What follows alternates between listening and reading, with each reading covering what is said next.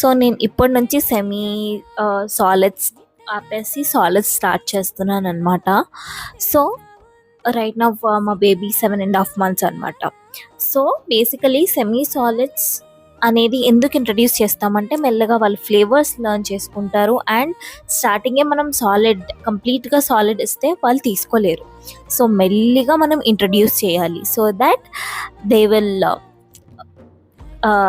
Try to chew, they will try to drinks. First వాళ్ళకి drink చేయడం మాత్రమే తెలుసు, చ్యూ చేసి స్వాలో చేయాలి ఇవన్నీ తెలీదు. జస్ట్ మిల్క్ వస్తాయి, డైరెక్ట్గా వెళ్ళిపోతాయి.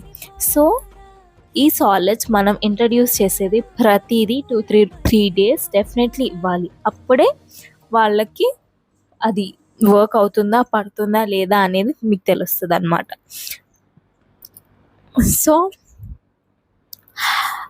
అండ్ ఇంకోటి ఏంటి అంటే డెఫినెట్లీ మీరు ఇది డౌట్ ఉంది నాకు, ఈ ఫుడ్ పడుతుందా లేదా అని ఒక థింగ్ మీకుంటే డెఫినెట్లీ డాక్టర్ని అడిగి మీరు పెట్టడం చేయండి. లేదంటే బికాజ్ ఇది డౌట్ ఉంది మీకు, మళ్ళీ ఏదైనా ప్రాబ్లమా అనే ఒక థాట్ మన మైండ్లో ఉండకూడదు. We can feed them happily అనే ఒక థాటే మన మైండ్లో రన్ అవుతూ ఉండాలి.